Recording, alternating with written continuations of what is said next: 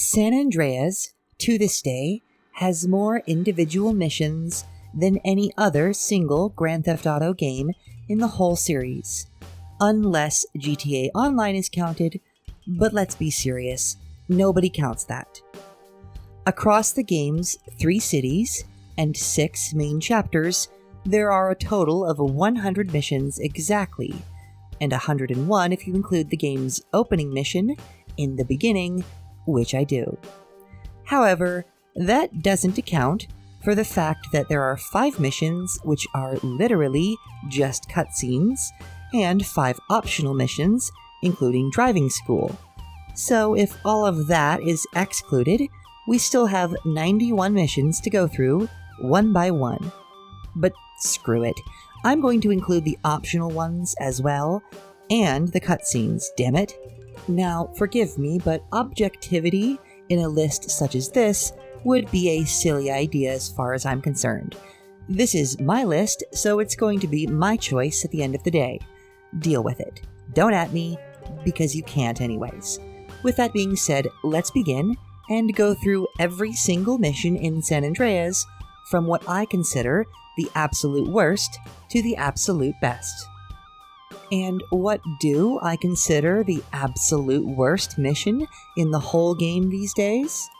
Well, it should probably come as no shock that it's one of Zero's missions. What is a bit shocking, or was to me, was that it's changed. Now you see, the worst mission in San Andreas for me is New Model Army, because it basically is completely pointless. It's devoid of challenge, and it's one of the most boring experiences in the whole game. You have way more time than you ever need. You can literally destroy Berkeley's helicopter and make the whole thing even more pointless. You can't listen to the radio during the whole mission, and instead have to listen to Zero constantly talk about moving those damn barrels. There's another cursed barrel in the way. And it's just slow and tedious as all hell. I definitely would prefer to play supply lines over this any day, so I think for now, this is the new worst mission in the game for me, and we'll see if anything else is able to knock it off its shitty pedestal in the future. But, as I said just now, supply lines has to be next, and it should come as no shock to any of you. You have to fly an RC plane around San Fierro and take out a few of Berkeley's mail-order delivery drivers. The problem is that A, your plane controls like ass, and B, and more pressingly, you have limited fuel for your plane, which means if you run out of fuel as you're flying back to Zero's shop for the final objective, you'll have to do it all over again. Now, yes, this has been tweaked and somewhat fixed, I suppose, in the more recent versions of the game, in that definitive edition, but the point remains, and even with that fuel drainage fixed, it's still just annoying to shoot the drivers and tedious as all hell to fly around the city in such a slow, tiny plane. Burning Desire is a mission which I've made no secret about kind of hating in the past. It has some unique gameplay mechanics, but not the good kind. Instead, it has the tedious, unnecessary, but I guess sort of cool kind.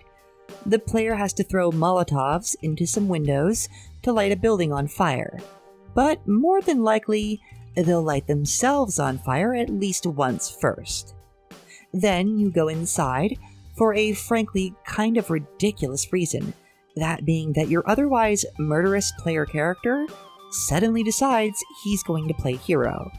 Then you also have to use the annoying fire extinguisher to actually manually put out the fires, while making sure that Denise follows you and doesn't herself accidentally touch fire and burn up in flames. This mission pretty easily deserves its spot in D tier and at number 99. It's one of my least favorite missions in the whole series. Its plot is convoluted, its gameplay is tedious and boring, and its premise is forgettable and never directly referenced again, other than the implication that the person that CJ kills is one of the many who knows about Tenpenny's corruption and at least briefly refused to cooperate. At number 98, we've got Snail Trail. In this mission, you have to follow a train to Los Santos and then wait. Then you wait some more, and then you wait even more until finally you have to do one of the most annoying tasks in any Rockstar title: follow an NPC's vehicle, and then finally just shoot 2 NPCs for a mission complete. In terms of premise, scope, and execution, this mission is kinda neat. It is cool in concept to have to drive from one city all the way to another, following some reporter in order to silence him when he thinks he's gotten far enough away to be safe. But in execution, dear God, is this mission boring and tedious. Not to mention that you will almost certainly reach Los Santos before the reporter's train, and then you have to wait for what feels like forever for him to exit the train and then walk all the way up the stairs and out to his car. It's all just not fun. At spots 97 and 96, we have twin missions which are literally just mirrors of one another. Wootsie Moo is a race from down near the highway to this camp up in the woods, and then Farewell My Love is just the same race, but this time you start in the camp and race back to the area near the highway. Now there is one important difference though. Wootsie Moo actually lets you choose which car you use, and for that reason alone, I'm going to rank it above its sister mission. But they're still both really lame and disappointing. Already exiting D tier, zeroing in is next, and I feel a little bad for how low it is, honestly. See, the premise of the mission is actually kinda neat and unique. First, you have to catch up to this lady's car by tracking markers left by the GPS system. That part is kinda boring and meh, whatever, but then you're tasked with forcing her out of her car in order to steal it. The game tells you to just pit maneuver her, but at least in my most recent playthrough, I ended up getting really annoyed trying to hit her car in this very specific way that the game wanted, and it's left me feeling bitter when thinking about the mission. When trying to decide where to place a mission, I'll think to myself, well, what would I rather play given the choice, this or this? So, I don't actually think this mission is all that bad, but it does annoy me a lot, so I wanted to place it in D tier, but then I thought about it a little bit more, and honestly, I think it can go at the bottom of C tier instead. It isn't that bad, it's just, I really don't like it. Cesar Villalpando is, well, it's just kinda bad. It's literally just a DDR Guitar Hero input timing minigame, and that's it. Okay, technically you are also introduced to the auto shop mechanic, literally, and also the gameplay mechanic, but that's just more tutorial stuff, and hardly counts towards the actual challenge of the mission, which is, again, a dumb minigame. So I'm going to place it at the bottom of C tier. It isn't quite bad enough for me to warrant a D tier, and it's practically unfailable, but it's just annoying and feels unnecessary. Life's a Beach is actually the same thing, only a slightly different minigame. Actually, to be fair, it does also have a second section which immediately pushes it above high stakes. After you steal the sound van, the rest of the partygoers can pursue you and try to kill the player. At least I think so. I could be manufacturing this memory, but I'm almost certain it's happened to me in the past, so I'm going to continue to count it. And even if it is a figment of my imagination, at least the mission asks you to drive the van to a garage after you steal it, instead of just making you play the minigame. Sweet and Kendall is actually the first real mission in the game, arguably, and unfortunately, it's not a fantastic start to the game's gameplay mechanics. Certainly not when viewed alongside the rest of the series, or even just game as a whole. This mission asks you, the player, to once again ride your bike. This time, though, you'll be chased by a Bala's gang car, which will relentlessly target specifically you since you're the player after all. Now, it does seem to depend a bit on the version you're playing here. I seem to recall having a lot more trouble with this mission in my playthroughs of the original Steam version, so perhaps the devs who worked on the definitive editions or other versions of the game tweaked the AI a bit to behave differently. I'm not entirely sure. What I am sure of, though, is that many times in the past, this mission has gotten me killed in what seemed like unfair and silly ways. It can be a little annoying trying to avoid the Ballast car while keeping up with whoever you're following. Not because they're too fast, no, because they're too slow and awkward. Why is that so frequently a problem in so many games from this era? Your homies will be so slow that you will sometimes need to ride in circles or bring the Ballast car away from the group in order to save yourself and or kill time waiting for them. I've never liked this mission. It's clunky and poorly executed in my opinion, and it's always kind of a deterrent for me when considering if I want to start a new game. Not because it will actually give me enough trouble to prevent me from continuing, but just because it can be very annoying. Once again though, I feel like they tweaked something in the Definitive Edition, but I can't say what for certain. If you know, please let me know in the comments below. Next up, we have a late game mission, one of the setups from the casino robbery actually, Key to Her Heart. Now, here's the thing with this mission. Its premise is honestly super screwed up, no matter what way you look at it, even for Grand Theft Auto. Especially if you complete the mission the quick way, but even ignoring all that, the actual mission here is to follow an NPC and not get too close. One of the worst things to do in any GTA mission in any game across the series. Then you aren't even technically done after following Millie home and killing Benny or whatever his name is. No, instead you actually have to then date her, like, a lot, in order to get her to give you the pass key. Now, if dating in San Andreas were interesting to me in any way, shape, or form, maybe I would like this. But it isn't. And so I don't. So, yeah. Drive-Through is a classic mission, if only because it's been memed to death. I'll have 2 number 9s. But the actual gameplay is stupid simple, and unfortunately this time not in a good way. The mechanic being introduced here is the drive-bys by your homies in the same car as you. If done correctly, this mission is usually dead simple and over in a flash, so despite its memeability, I think it earns its low spot on the list for just being kinda too simple. Running Dog is another stupid, simple mission, to the point of not being actually very fun. You chase down literally one gangster, which can sometimes be over in like literally seconds, but even if he does get far enough away that you need to chase him down, the only other interesting thing that happens in the mission is you have to fight 2 other gangsters who will try to block your path. Other than that, you just gun him down and that's it. I will say that at least the mission isn't annoying or frustrating or prone to needing to be repeated because it's unfair. It's just kinda boring. The final mission in the countryside is Are You Going to San Fierro? And it's kind of a bummer, man.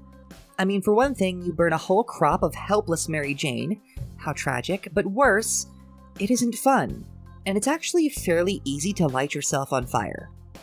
Then you are given a rocket launcher, but just to shoot a single stationary target, and there's not a police chase into San Fierro or anything interesting, just a leisurely drive with some dialogue, which is great and all, but it isn't exactly cutting-edge gameplay.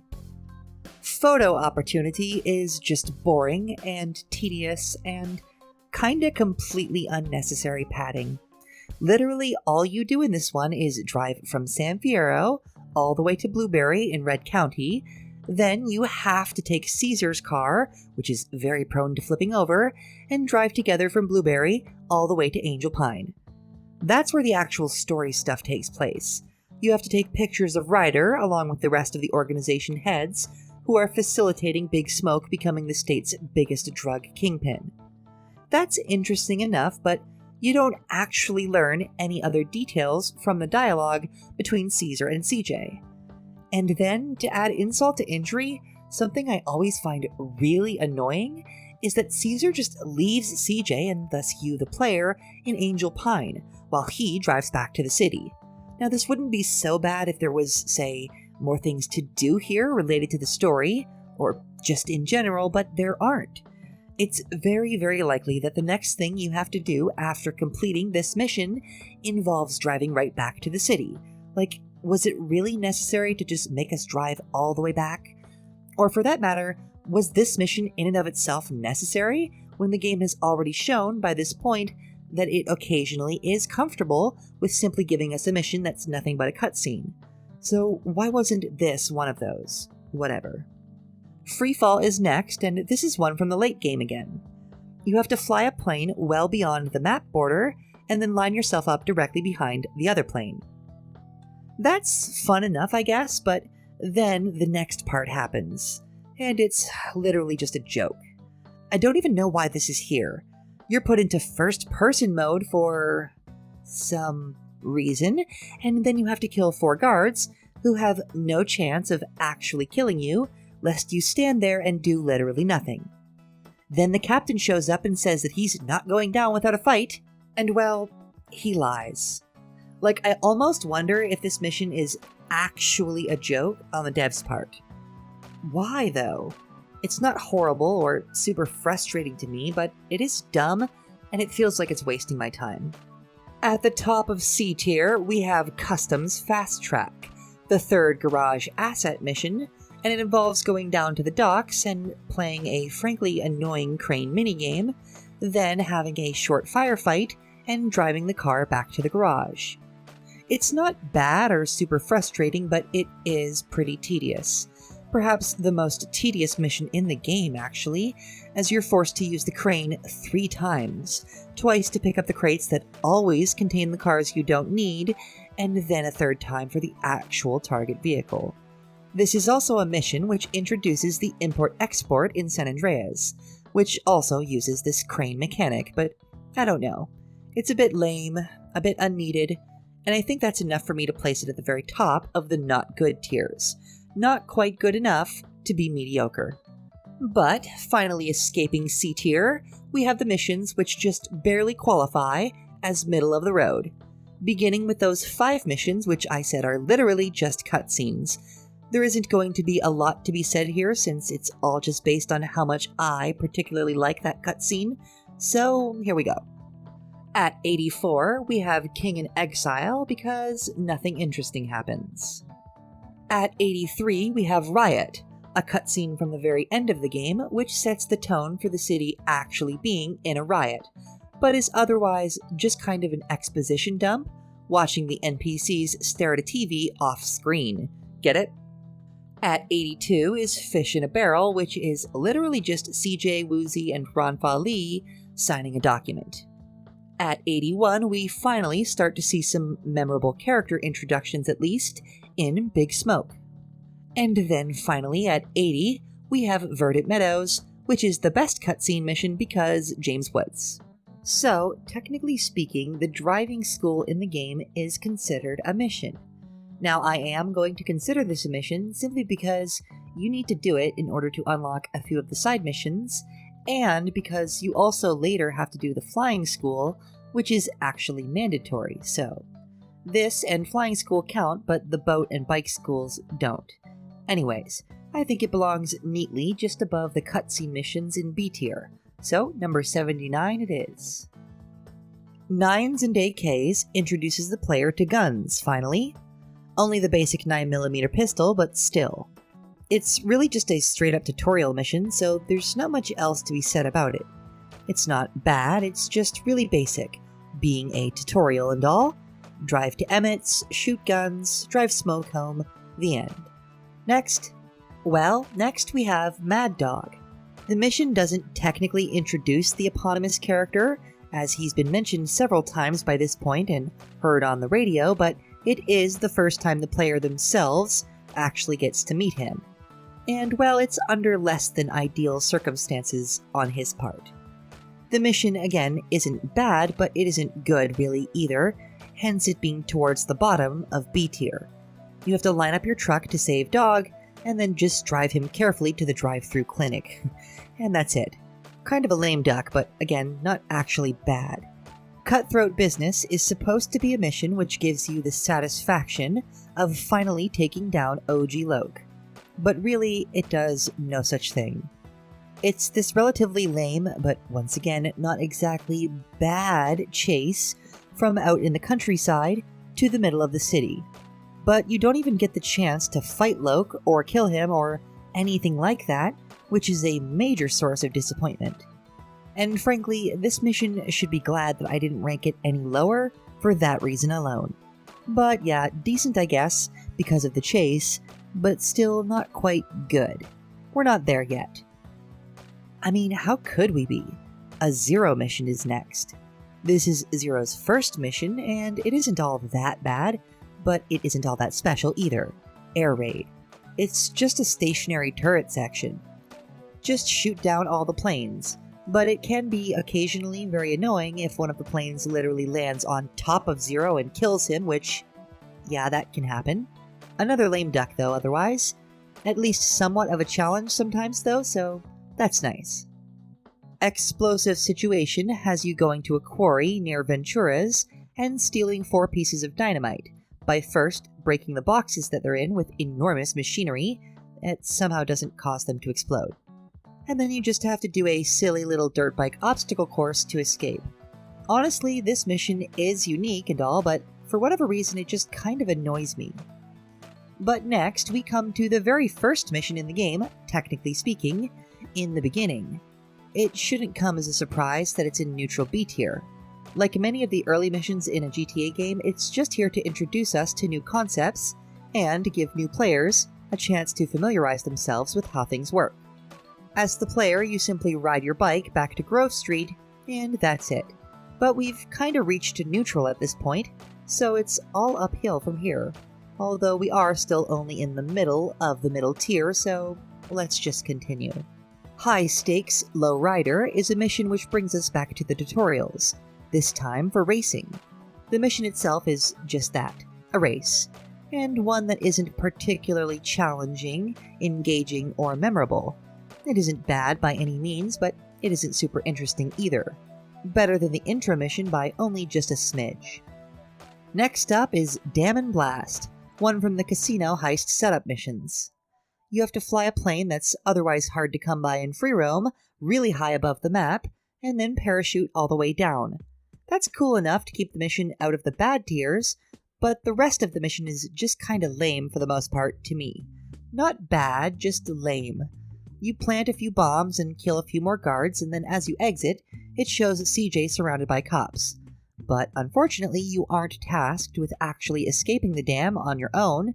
Instead, the game just uses a cutscene to imply Carl's escape and ends the mission. Lame. Next is the first of the also lame missions at the end of the game, which are literally just gang warfare fights with cutscenes at the beginning and sometimes at the end. The first one is Homecoming. All you do is pick up Sweet from the police station and then drive him to Grove Street, where you then have to retake the neighborhood like any other free roam territory fight. The fighting is fun enough. I mean, it's San Andreas, but using it as a concept for a mission is dumb, lazy, and is made all the dumber by the fact that it's done more than once. And, in fact, next is another one of those instances in Grove for Life. Literally just take back 2 Idlewood neighborhoods from the Ballas. That's it. Not unfun, but it didn't need to be a mission. And then finally in Beat Down on Beat Up, which sees you retaking Glen Park again. At least this one has a sort of boss fight, not really, with the secondary objective, after retaking the neighborhood, of taking down Dup. But you don't also actually get to kill Dup, which is a lame slap to the face on top of a string of lame, lazy missions. Finally, escaping those though, Home Invasion, the first Rider mission, is a little bit tricky. I had to think about it for a while, but ultimately I decided it should go here.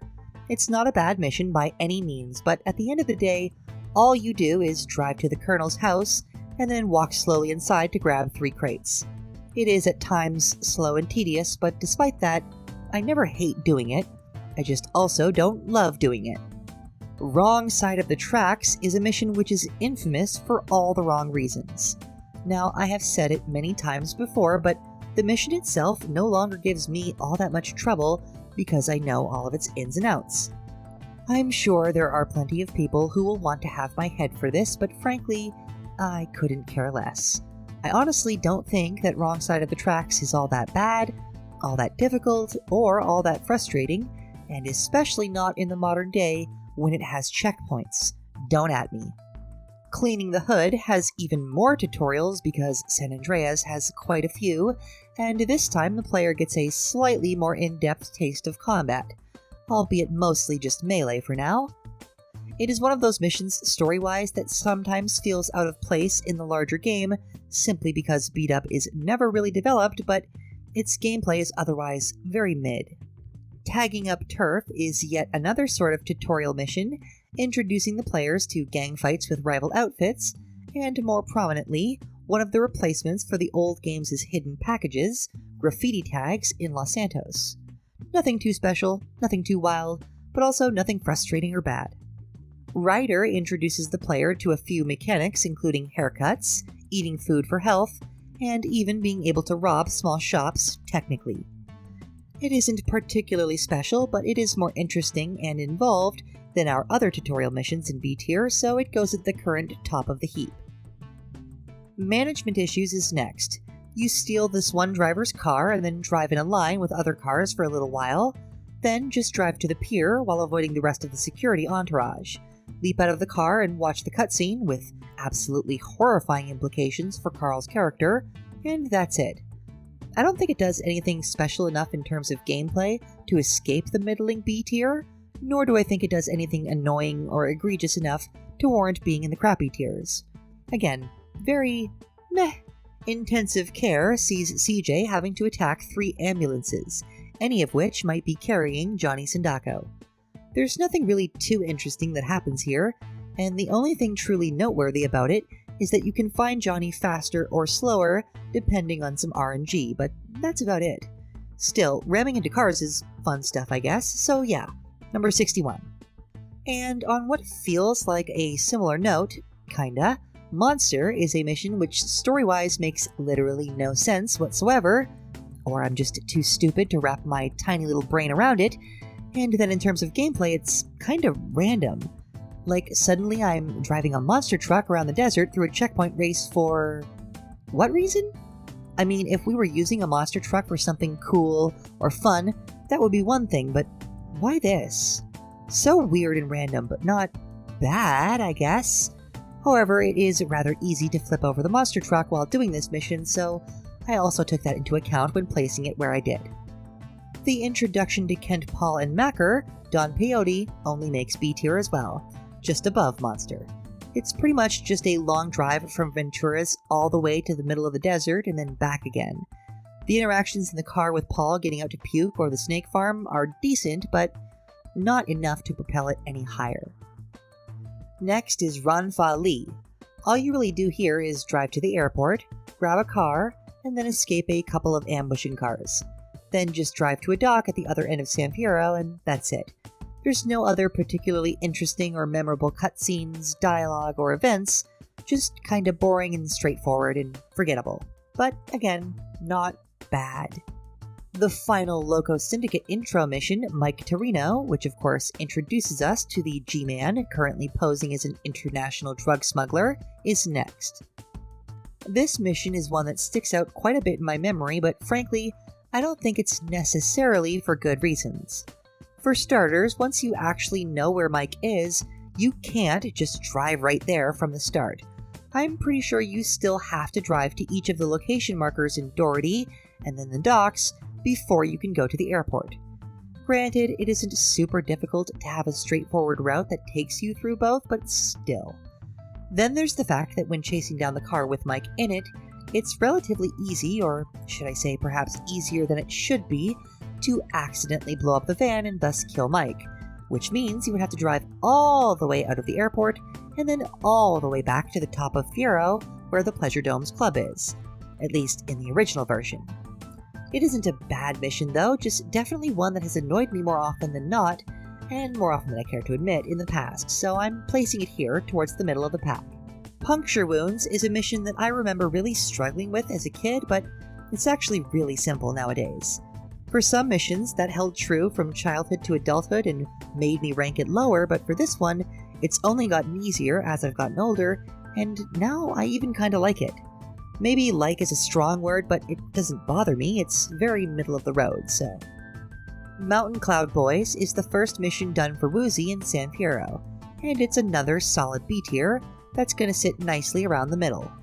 The mission is decent. You drive to an alley and get confronted by a bunch of Da Nang boys, fight your way out of the alley in a decent firefight, and then take out 2 more while driving. It's a good one. Keeps the action up, doesn't bore me, but it's also not super special, unique, or memorable, or at least not enough to warrant a spot any higher than this. Doberman is the first mission, which is literally just the game's gang warfare mechanic, like Grow for Life or Beat Down on Beat Up from earlier, but at least this one is earlier in the game, and it introduces the mechanic rather than recycling it. All you do here is to take over Glen Park, and then afterwards kill a single ballless gangster who exits one of the buildings surrounding the park, but that is the only unique thing about it besides its cutscene. Next is Wear Flowers in Your Hair, a very simple mission that doesn't seem like it should be all that high. But San Fierro is one of my favorite cities in this series, and I love driving around it. Plus, I also love Truth as a character, so getting to listen to him ramble is good fun, if only because of the late great Pete Fonda. 555 We Tip is a mission which is 90% fun, but that last 10% really does bring the rest of the mission down for me. The player has to drive to the hotel, kill the valet, and take his outfit, and then steal the DA's car and drive it back to your garage. However, then you have to drive that car back to the hotel, and maybe it's because I'm impatient, maybe it's because the time limit used to be shorter in older versions of the game, but doing this without getting a single scratch on the DA's car would often screw me up quite a bit. I remember having to redo this mission because of that last objective many times, and when it's the final objective in an otherwise long mission, that's a problem. Well, it means replaying through the rest of the mission every single time just for a shot at that annoying part. Now again, I didn't really have this problem in my more recent playthroughs. Maybe it's because the definitive edition added more to the time limit, maybe I've gotten better at the game, maybe I've just done it so many times that it doesn't challenge me as much as it used to. But the point remains that this one has definitely been very frustrating for me in the past, and so I'm placing it here in B tier. The next one, NOE, was another one that I wasn't sure where to put at first. I wanted to put it in D tier since as a kid it is easily one of the most frustrating missions in the game for me, but that was due to a limitation of the hardware the game was running on, or poor optimization on the part of the programmers. Either way, it wasn't the game's fault really, and as an adult, the mission doesn't give me much trouble at all. That, and I like flying, so where the heck do I put it? Well, I do like flying, but you don't actually do anything interesting while flying here, and my absolute least favorite gimmick in a flying mission is having to fly below the radar, which Rockstar just loves, so I'm gonna place it here in B tier. Not good, not bad, just kinda meh. The first date mission with Catalina, Tanker Commander, also seemed to be an A tier at first glance, but after giving it some more thought, I changed my mind. I think this is a solid B tier. You have to drive a tanker truck from Dillamore just north of Los Santos, all the way to the truck stop just west of Los Santos, and while you drive there, you'll be harassed by the staff of the gas station trying to run you off the road in a Sabre. Now, I almost put this in A because of its dynamic scenario, but ultimately it's one of those missions that's pretty easy to have to repeat, and the actual drive to the truck stop is just so dang short and usually uneventful that I decided to downgrade it. Our next Catalina robbery, local liquor store, is another solid B tier. In fact, I'd place it just slightly above the first robbery mission, which means it's also right in the middle of this list at number 49.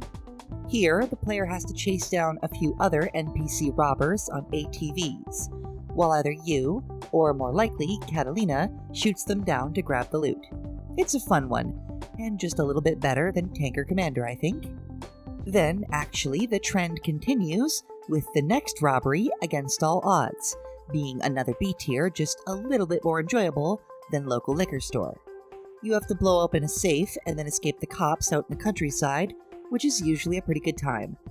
It might have gone beneath local liquor store, but that one is occasionally very annoying when and if you fall off the quad bike, which is fairly easy to do by accident. Ice Cold Killa is next, the one where CJ has to break into the Pleasure Dome's club and kill Jizzy. Now, this one is, for starters, very memorable for me. Mostly, I think, because of the unique method of entering the building through the skylight.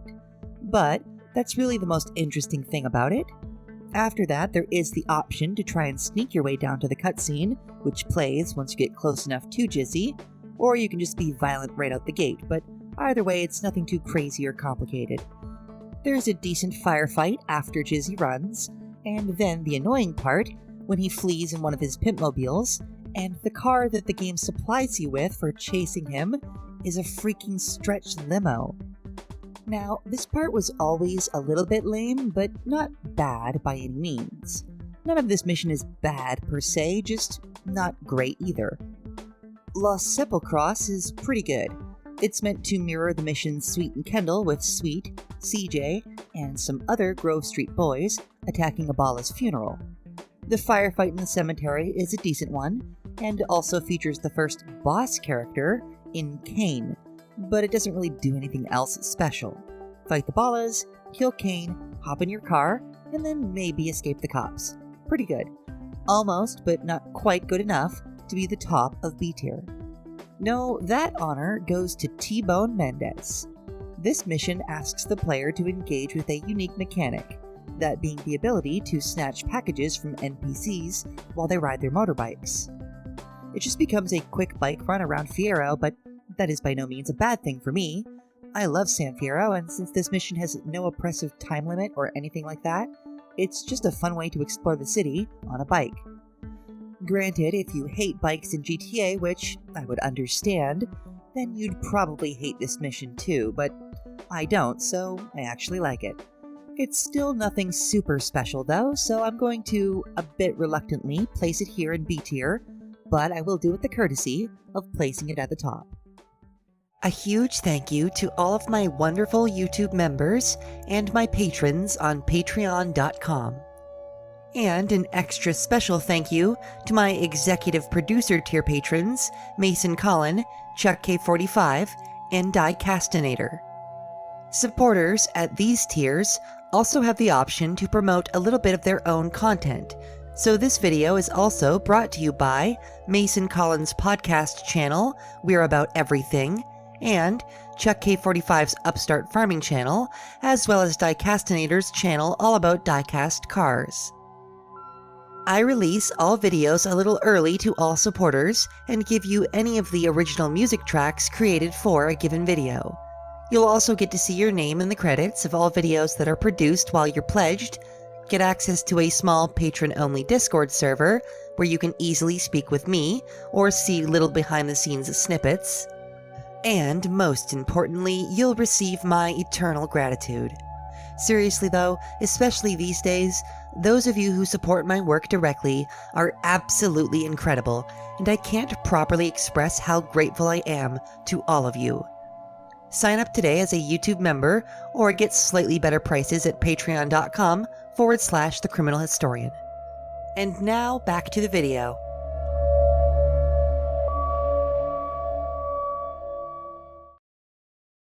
And perhaps a bit cheekily, the first entry that comes in at A tier is none other than Flying School. But once again, since this is my list and not some attempt at an objective list, I can do whatever the hell I want. I know, but I actually love flying in GTA, usually, so I really like Flying School. We've now entered the good missions zone, as far as I'm concerned anyways, so let's continue on. You've Had Your Chips is another one that's nice and simple, but still plenty of fun. You have to attack a plastics factory being run by the Sindako family. So it's a relatively straightforward firefight, and a good one, at one of their factories. And then you also have to destroy some of their equipment. The final Torino mission in the desert is another good one in Stowaway. First, you have to ride your motorcycle into a plane as it's taking off, which is pretty damn cool. Now, this is quite easy to fail, but luckily, even in the original version, Retrying this one is very easy, since the mission starts practically in the same place as you'll fail.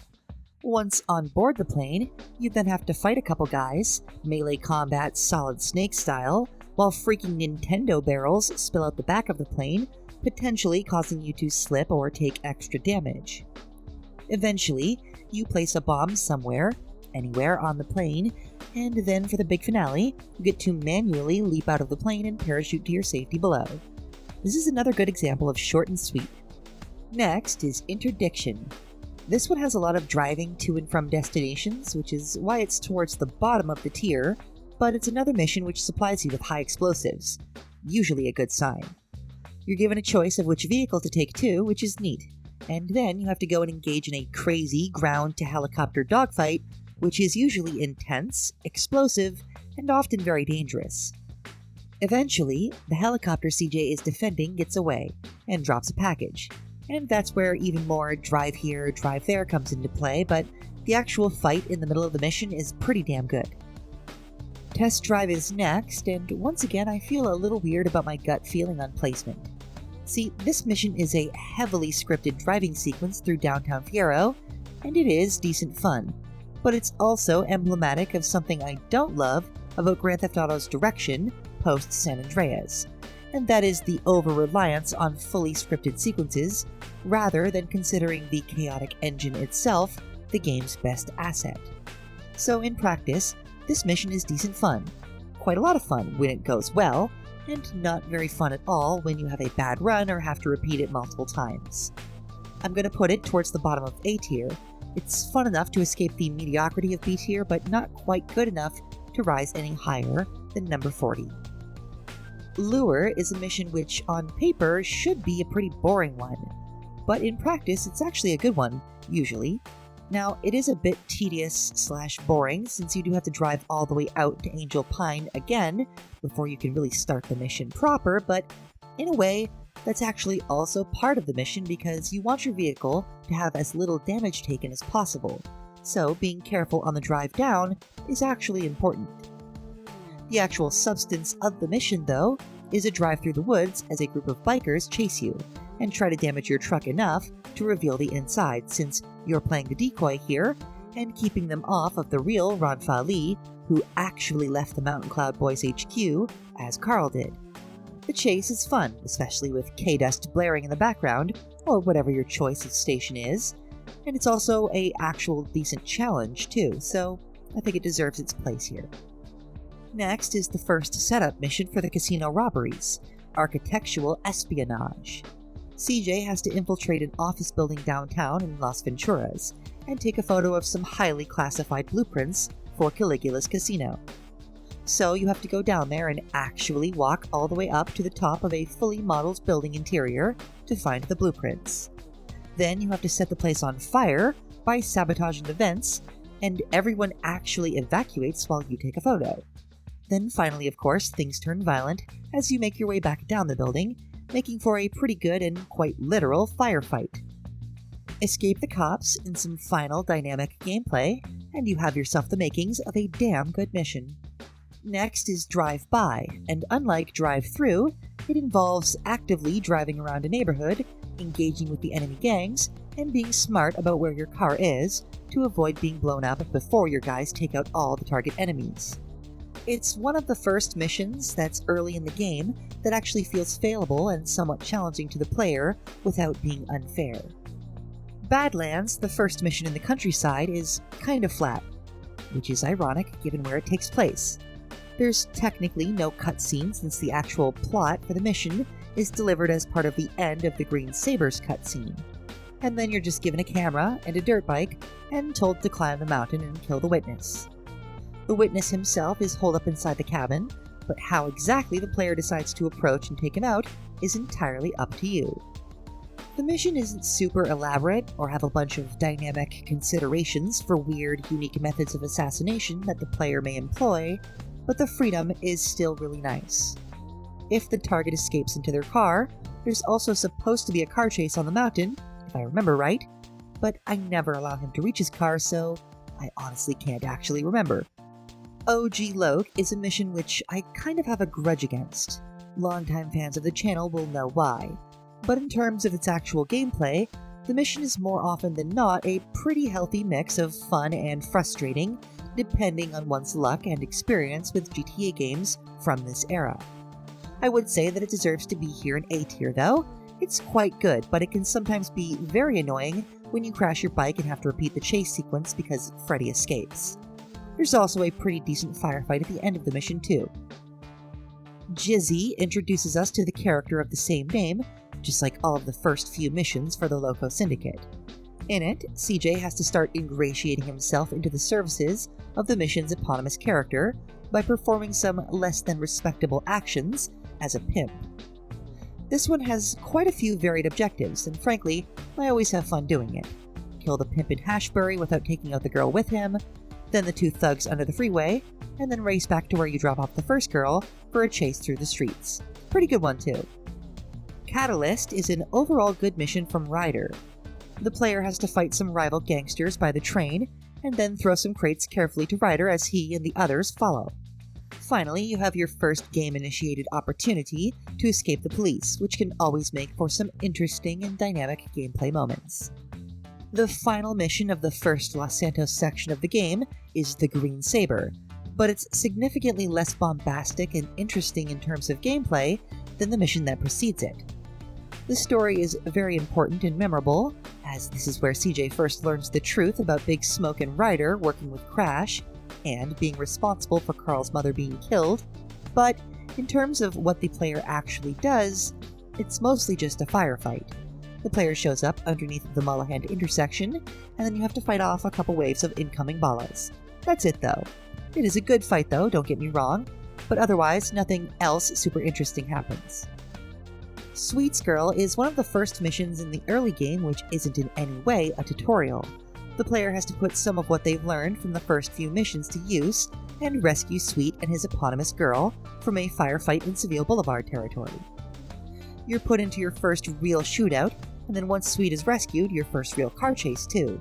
It's nothing too crazy or complicated, but it's good classic GTA fun, and well deserving of its spot. Torino's Last Flight is a very simple mission which at first feels very much like a letdown, but makes a little bit more sense a few missions later. CJ has to blow up Mike Torino as he flees San Fierro by downing his helicopter. Now, the fight at the police station is short, but decent. However, chasing the helicopter on the freeway is something I always find more frustrating than anything else. I actually usually kinda hate it. Still, the last few times I did it, it wasn't so bad, and in fact, it's actually become a decent challenge.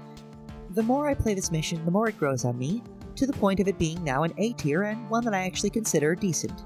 Even good. Just Business is one that I wasn't really sure about at first. I mean, it is an on-rail shooter mission after all, so I was tempted to say I don't like it, but when ranking these, the most important factor for me is overall fun. So, would I honestly rather play a mission like a Drive-By or OG Loc before this one? And the truth is, no. No, I wouldn't. It's mostly spectacle, kind of hard to actually fail, and takes place entirely on the back of this bike, but it's just a lot of damn fun. I can't help it. It doesn't quite reach S tier for me, but it is a surprisingly fun mission that I look forward to more often than not. Next is the actual finale in San Fierro. Yay Kaboom Boom. Well, the main story finale anyways. CJ has to take out the crack factory, which was attached to the Loco Syndicate, and that involves first rigging a car with a bomb by driving downtown. Then drive to the factory and fight your way through the guards. This is a pretty cool fight since you do it on foot, or you can do it entirely from the inside of your car, which is my preferred method.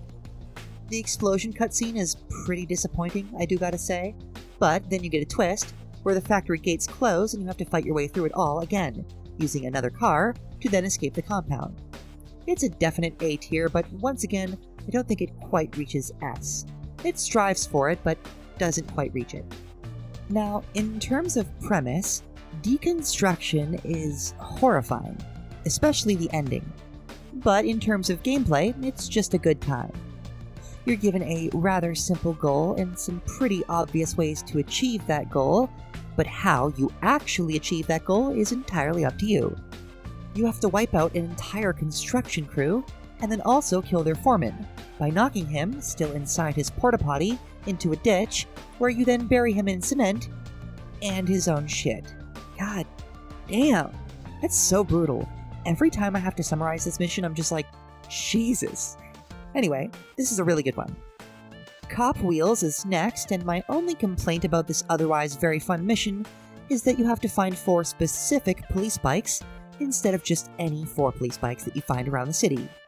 Although I suppose that could potentially trivialize the mission, but still.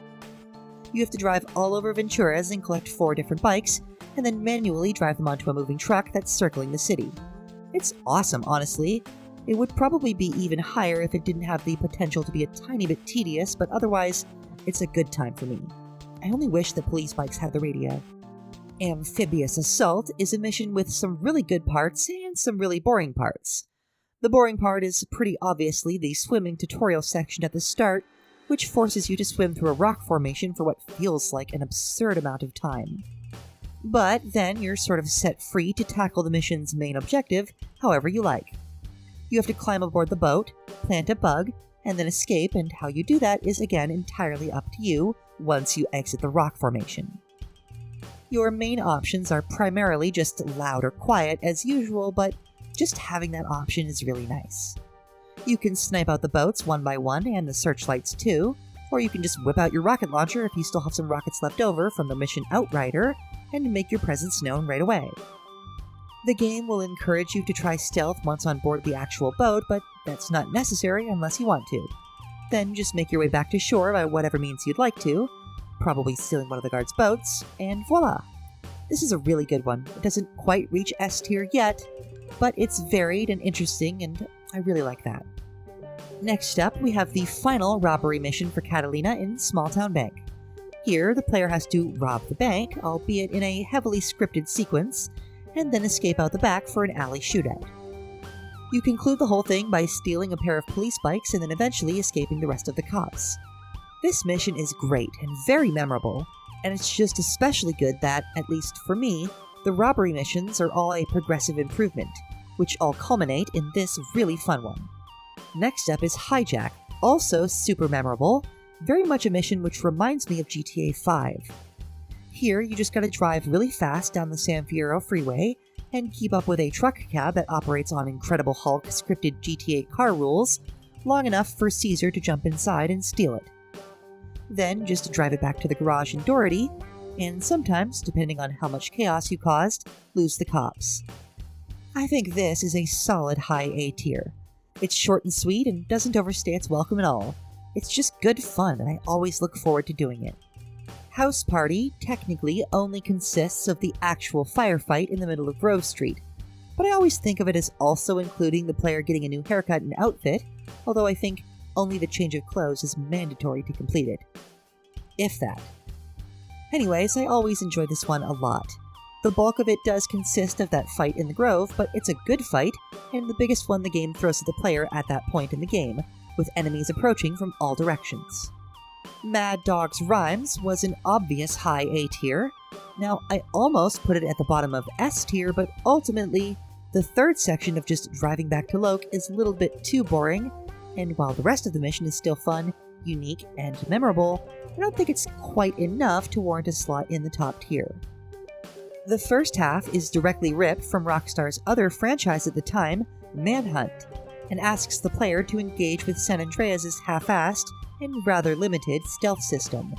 Thing is, the system is mostly half-assed in its limited implementation. Here, though, it works about as well as it's ever going to. You can sneak up on NPCs and take them out in a silent knife kill, and using certain weapons makes it more likely that enemy NPCs will hear you or not, and thus know where to come looking for you.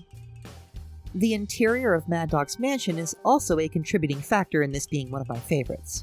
I think everyone remembers coming here the first time, and it sets up events in the game's final act, which makes returning here very satisfying. So it also has some follow-up in the story, which is nice.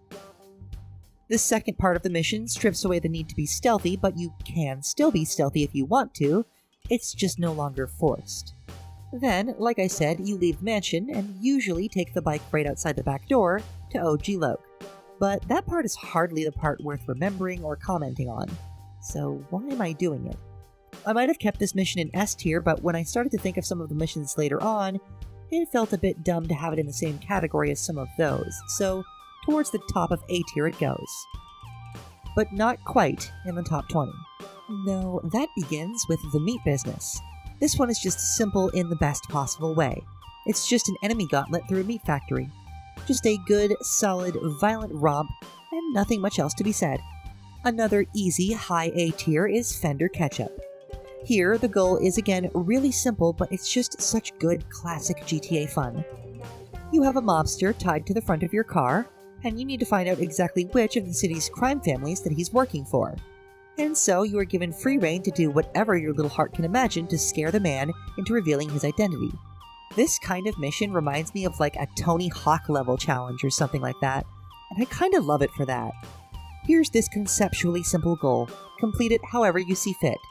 In fact, I'm almost tempted to put this in S tier, but again, I don't think it quite warrants that. Almost, but not quite. Reuniting the families isn't actually the final mission in the first part of the game, but it is the most elaborate and sets up the real ending. First, the player has to fight through the inside of the Jefferson Motel, and then they have to shoot at all the enemies pursuing the group during the second part in an on-rails shooter section. Now, this mission is plenty of fun.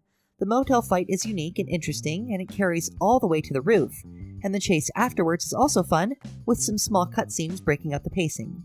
However, I do have my issues with this mission, given that it kinda started the trend of missions being a little bit too on rails, a little bit too often. Missions like this feel like the prototype to what we would eventually get with GTA 5, and in this case, that's actually not a good thing. But despite the fact that I don't love what this mission may have done for the future of the series in some ways, it is still on its own a really fun mission to play through, and I think well deserving of its placement this high on the list. Outrider is the last mission you do directly for the Loco Syndicate, and it's a really good one. I mean, the game flat out supplies you with a rocket launcher in this one, so you know you're in for a good time. You have to take a bike and drive ahead of the van on a predetermined route. The goal is simple: take out 3 roadblocks of enemies before the van can reach any of them and be damaged. This is just good, chaotic GTA fun. Each roadblock is progressively a little bit more challenging, and the van drives so slow that you'll likely never actually have to worry about it taking damage. In fact, that might be what's holding this mission back from either taking an S tier or a B tier. Fighting each roadblock is fun, but if you do end up dying, it's more than likely going to be from your own impulsive attempts to take out enemies using your rocket launcher, and perhaps being a bit too close. Or at least, that was my experience. If you show up just a little bit well armed and take your time, it isn't hard to clear each roadblock long before the van is anywhere near them, thus removing a great deal of the challenge. Still, tons of fun though. Up, and Away is next at number 16, the final setup mission for the casino robberies, in which Carl has to obtain a sky crane in order to then obtain a security van. The first part is just a firefight inside this military compound, but it also happens to be a very good fight, including a turret section where 2 actual hunters come after you. Once the base is clear, you then gotta take the crane and collect the van and deliver it to the airfield for the final heist. This is another one which gives you no specific instruction on how to enter the compound or make your way to the sky crane, meaning how you approach it is entirely up to you. There is the obvious and intended route of entering as this Patriot is exiting and then just fighting your way up to it, but there's nothing stopping you from just, say, using the jetpack that you may have obtained in previous missions to just fly your way right to the chopper. The fight and uniqueness of the scenario are primarily what make it such a good mission.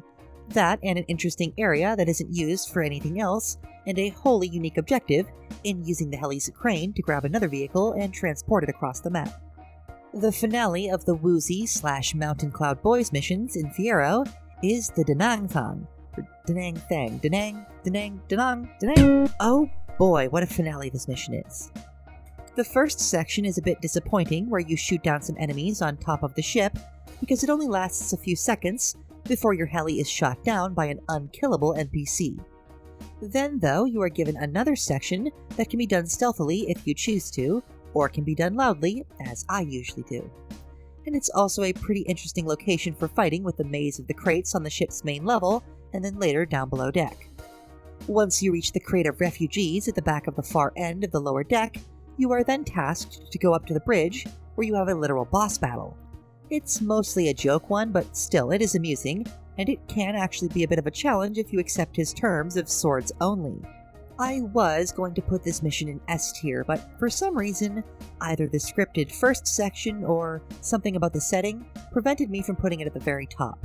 I think it deserves to be almost at the top of A tier, but not quite the bottom of S tier.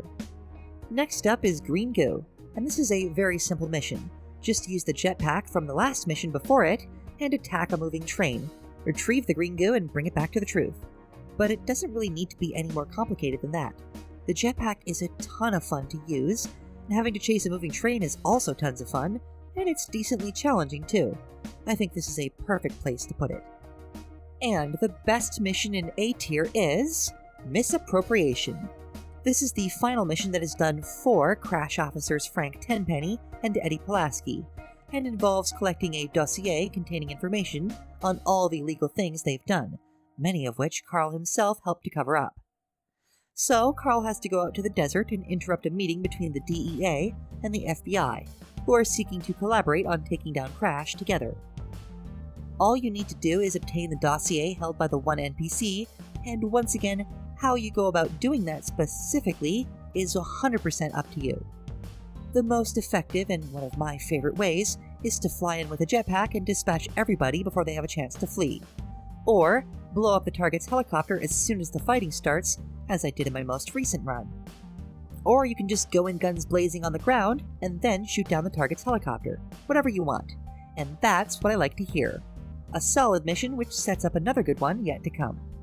And the very first mission in S tier is the second of what feels like 3 separate finale missions in San Fierro in Pier 69, in which CJ and Caesar plan their final attack on the Loco Syndicate and their remaining leadership at the eponymous pier. First, we have a sniper section, then a decent firefight on the pier itself, and ending with a boss battle with T-Bone Mendez, and then finally a chase after Ryder, unless you decide to go the cheap route and just snipe him from the shore, as I so often did in the past. Now, I am putting it here at the bottom for a variety of reasons, but I think it does deserve a spot in S tier. It doesn't have a ton of open-endedness, but it doesn't feel super scripted either. It's kind of a good mix between those two. It's mostly just a short gauntlet of enemies, but it's a good one, and one with 2 character deaths at the end. One of the things that keeps it from reaching beyond its position in S tier, though, is the fact that those character deaths are a little bit hollow. T-Bone Mendez doesn't even get any last words, and Ryder's lines all sound recycled from his days in Grove Street, so worst of the best, but among the best nonetheless. Robbing Uncle Sam is the last Ryder mission and sees you, the player, doing a number of interesting and semi-unique tasks which help to make it stand out. You have to drive down to the docks, shoot out the gate lock, fight some guards, use the forklift to put some crates inside the truck while defending Ryder, and then finally help Ryder to throw crates at the truck chasing you as you deliver them to the lockup. This mission has several unique gameplay mechanics that are fun to engage with, and it actually asks the player to do something challenging that's also fun at the same time. It's one that I always have fun playing, and I can't say that I have many negative experiences with it. The worst part of the mission is, for me, the occasionally annoying forklift controls, but I don't think they're annoying enough to bring the mission down. In fact, I think it's pretty fun these days. Am I biased? Sure, but who cares? Like I said, this is my list, damn it. And so, finally, we have arrived at my top 10 San Andreas missions. And starting us off at number 10 is a mission I used to hate when I was a kid, Vertical Bird. In this one, CJ has to do one more favor for G-Man Mike Torino in order to secure his brother Sweet's freedom. Carl has to sneak on board an aircraft carrier and steal a military jet, and then use that jet to destroy a spy boat flotilla stationed nearby in Tierra Robada. Nothing too big. And this mission is exactly as intense as that description makes it sound.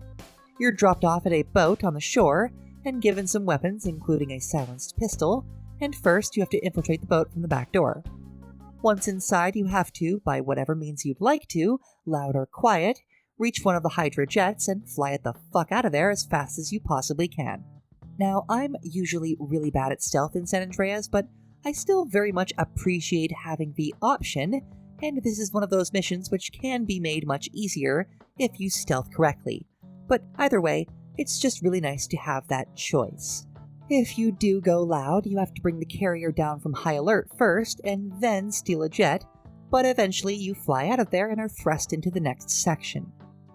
You then have to, as I mentioned, destroy a small flotilla of spy ships, which are stationed nearby in a basin of water by the Sherman Dam.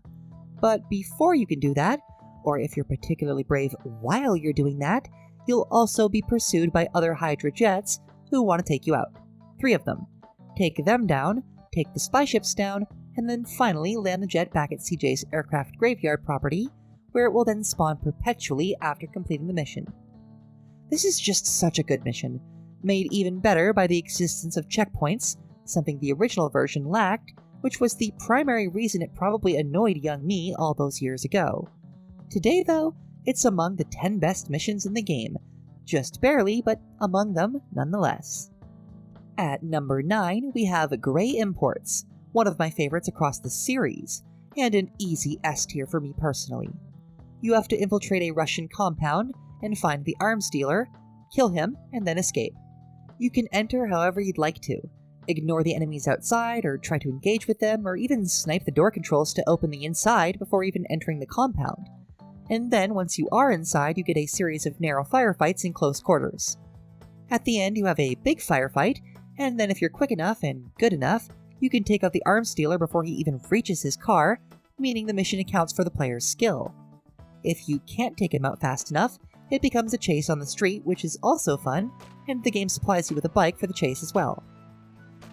The mission is pretty much all action though, and once again, the story parts aren't directly very important, unless you're digging deeper into the lore than most players ever will. And at number 8, we actually have the game's finale, End of the Line. Now, this mission is tons of fun, but it isn't my favorite in the game, as you can see. But still deserving of a spot in the top 10 though, obviously. This is also another one which is vastly improved by the existence of multiple checkpoints added in by the Definitive Edition. Actually, it's the only mission I know of that did actually have a single checkpoint right in the middle of it, even on the original version, right as the driving section begins, and you have to chase Tenpenny. But with the Definitive Edition, I'm pretty sure you also get a checkpoint on each floor of Big Smoke's Crack Palace. Yeah, now see, that is the main thing about this mission and why the checkpoints are even necessary. It's a gauntlet. Appropriately, the biggest enemy gauntlet that the game has thrown at you, and in this mission alone, CJ kills at least 100 people, and probably more, depending on the player. You have 3 floors of enemies, all of which are very well armed, and then a big final boss fight against Big Smoke, who dons body armor to justify how much ammo it takes to down him. Then begins the second section where Tenpenny tries to bring the building down on top of Carl as he flees the city. Now you have to descend the building, all 3 floors once again, and also one of them is on fire and everything is dark, so yay! When you do finally exit the building, you begin the final section, a 2-part chase across the eastern half of Los Santos.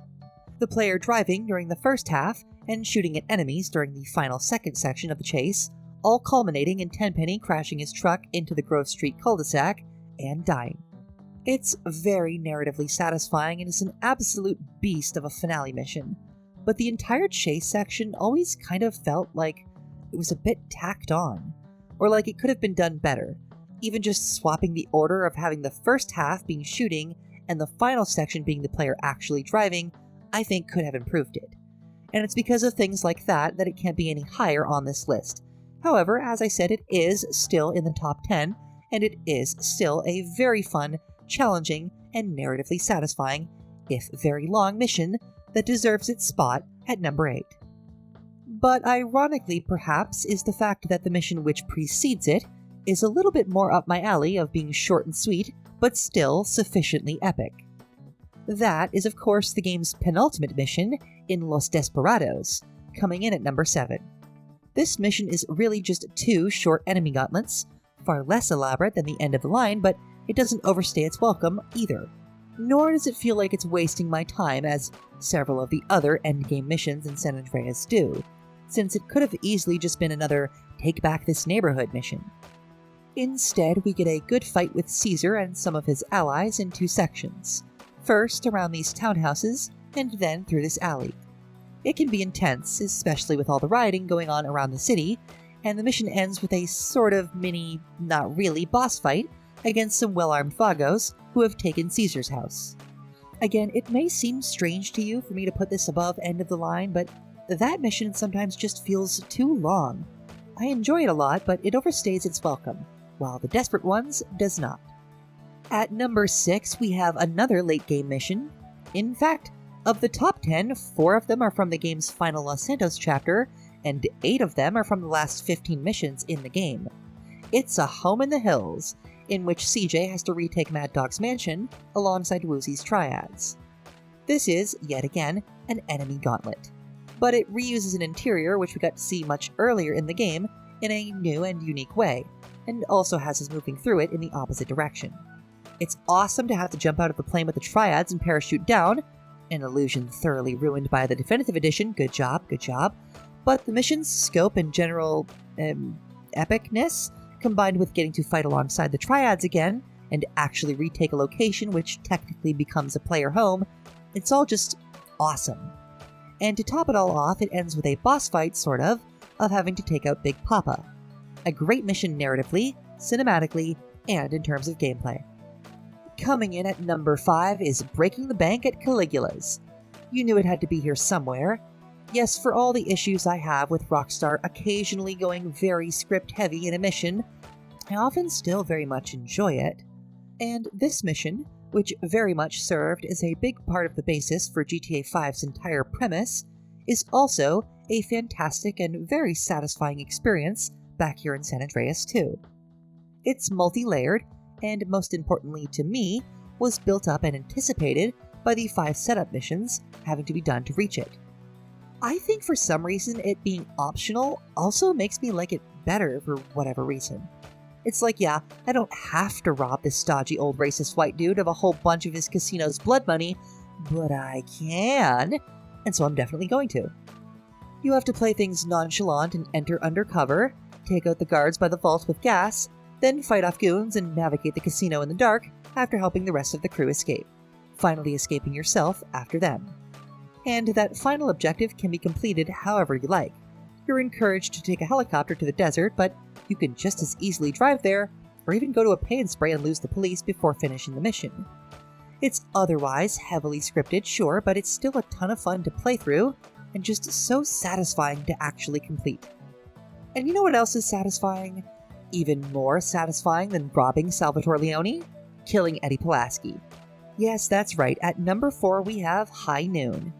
You may not get the chance to put down Frank Tenpenny yourself in the game, but at least you get to kill Eddie. This mission is the only mission of its kind that is basically nothing but a boss fight. You're let loose and have to pursue Eddie and eventually kill him. How that goes down depends on your mood, temperament, and arsenal when you start the mission. But no matter what, Eddie is gonna die because Eddie has to die, and frankly it's almost more satisfying and fun to take him out than it is to take out Tenpenny. At number 3 we come to one of the more famous missions of the game, and certainly one of the more memorable ones for me, in Black Project. Now, this mission is mostly just a gauntlet of enemies and perhaps meant to prepare you for the increasing number of missions going forward, which will be just that. But it's also a bit of a maze, and there's some freedom in how you tackle it. Although I never actually managed to pull it off, I do think you are kinda able to go stealth, at least for the first section of the mission, but you do have to go loud once you're inside, I think. It's a challenging, fun mission with a ridiculous and exceedingly entertaining concept. I mean, come the fuck on, this mission gives you a literal jetpack. What more could you possibly ask for? Not much. Not much. At number 2, the second best mission in San Andreas for me is one that banks heavily on nostalgia and novelty, because frankly, I can't help myself. That's right, it's St. Mark's Bistro. This mission isn't actually all that complicated, and frankly, that's part of what I love about it. You get to fly to a world space you otherwise never get to see, one that is made all the more cool if you, like me, had played GTA 3 or Liberty City Stories before having played this game. You don't get to wander around Liberty in the snow, but that's fine, we didn't need that. We instead get to see an interior to a location which has appeared in some form in both of the other two main GTA entries at that point, in the 3D era anyways, the eponymous St. Mark's Bistro, appearing as the location where you kill Lips Forelli in GTA 3, and where the cutscene intro of GTA Vice City takes place. The actual mission is another enemy gauntlet, shocking. But it's a good one, and in a unique interior, and it ends with a sort of boss fight of having to take down Franco Forelli, who has considerably more health than the rest of his goons. Or was wearing body armor, I guess. This mission is so unique, so memorable, so ambitious, and such a fun little reference. I just love it. It also serves an important story role of giving Carl the perfect cover story for saving Macker, Paul, and Rosenberg. Good story, good gameplay, short and sweet, memorable and unique. And so we have arrived. What I consider the best mission in all of San Andreas. The single best mission in what is for many the single best GTA game. And what is my pick? Well, some of you may have already figured it out by a long process of elimination, but drumroll please. Body Harvest. You losing it. You hallucinating this shit. What? In this one, the player has to infiltrate a farm by whatever means they'd like to, and then steal a combine harvester and deliver it back to Truth's farm. The open objective may have a path that the game directs you to take, but especially back before the Definitive Edition gave us the exact path to take on the minimap, we were able to arrive at the farm however we'd like, and approach it from whatever direction, choosing to engage with as many or as few of the rednecks defending the Combine as we choose to. This is already the basis for a good GTA mission in my book, but then you give me a unique vehicle which literally lets me turn NPCs into a red chunky mist, and you've got the recipe for one of the best GTA missions in the whole series. In my humble opinion, top of the pile for me.